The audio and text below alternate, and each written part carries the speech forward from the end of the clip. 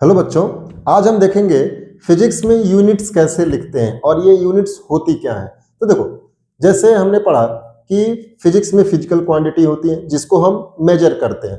तो चूंकि अगर मैं मेजर करूंगा तो भाई हमें उसको किसी न किसी से कंपेयर भी करना पड़ेगा कि हाँ भाई इसकी जो लेंथ है वो इतनी है और इसके तुलना में ये जो सामने वाला पोल है ये इतना है। ठीक है, तो जब भी हमें कंपेयर करना पड़ता है तो वहां पे हमें यूनिट्स की जरूरत पड़ती है।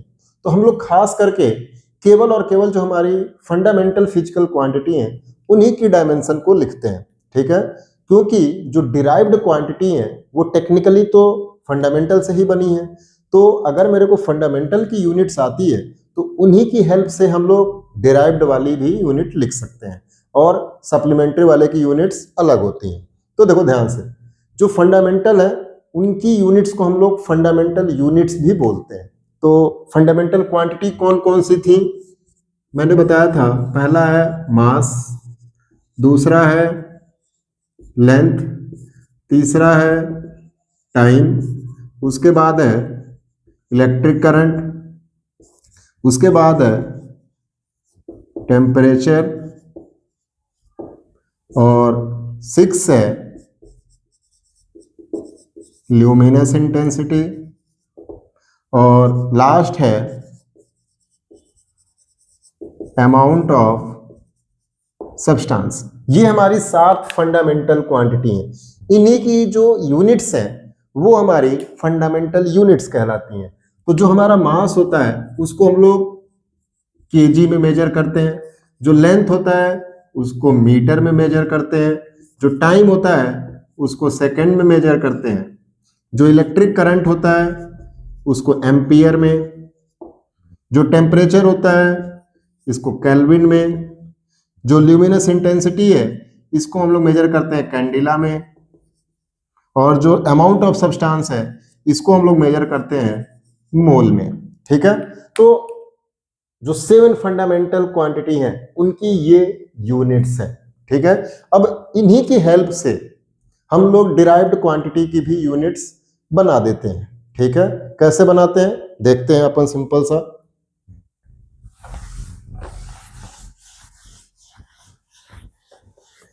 जैसे अगर मैं सबसे सिंपल सी फिजिकल क्वांटिटी ले लेता हूं स्पीड।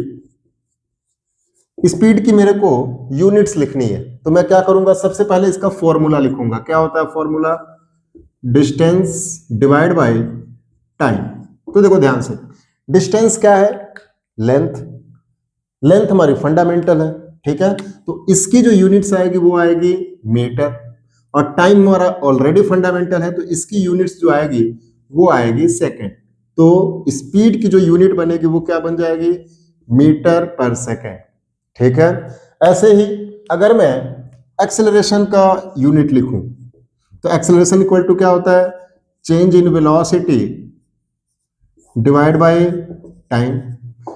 ठीक है, वेलोसिटी की यूनिट क्या होगी? वेलोसिटी को सबसे पहले फंडामेंटल में बदल दो, तो हम लोग वेलोसिटी को लिखेंगे डिस्प्लेसमेंट डिवाइड बाय टाइम, और नीचे टाइम है तो फिर से टाइम हो जाएगा तो स्क्वायर। डिस्प्लेसमेंट क्या है? लेंथ। लेंथ की यूनिट क्या होती है? मीटर, और डिवाइड बाय टाइम है तो टाइम की यूनिट होती है सेकंड, तो मीटर पर सेकंड स्क्वायर। ऐसे ही अगर मैं फोर्स की यूनिट लिखूं तो फोर्स इक्वल टू क्या होता है? Mass into acceleration. मास की जो यूनिट है वो होती है केजी, और एक्सेलरेशन की यूनिट हम लोग यहां से यूज कर लेंगे तो मीटर पर सेकंड स्क्वायर। तो मास फोर्स की यूनिट बन गई केजी मीटर पर सेकंड स्क्वायर। क्लियर है? लेकिन न्यूटन के नाम पे इसको हम लोग नया नाम दे देते हैं न्यूटन। क्लियर है? केजी मीटर पर सेकंड स्क्वायर को ही हम लोग न्यूटन बोलते हैं। तो फोर्स की जो यूनिट है आप चाहो तो ये बोल सकते हो, अदरवाइज आप न्यूटन बोल सकते हो। ठीक है, इसके अलावा अगर मान लो हमें किसी अदर कुछ डिफिकल्ट वाले देखते हैं, जैसे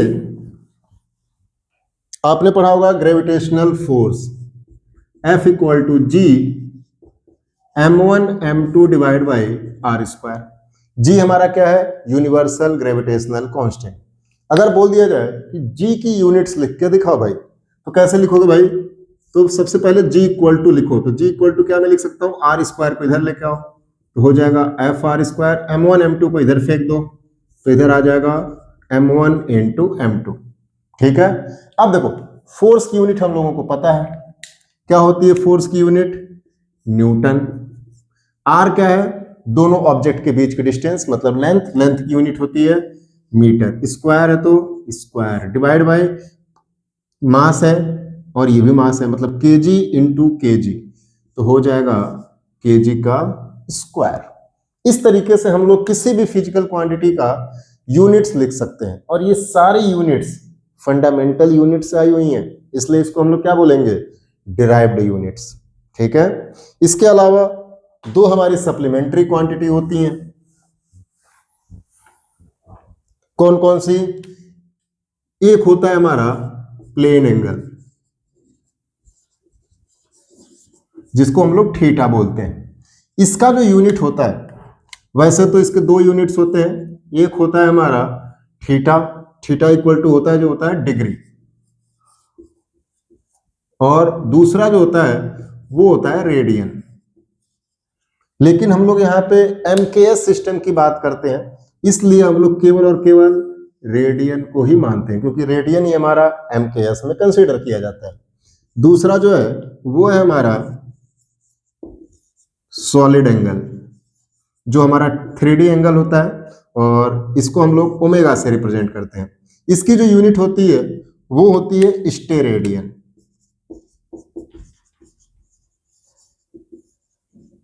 ठीक है, तो ये हमारे सप्लीमेंट्री एंगल्स जो हैं उनकी यूनिट्स हो गई। So I hope you understand it well.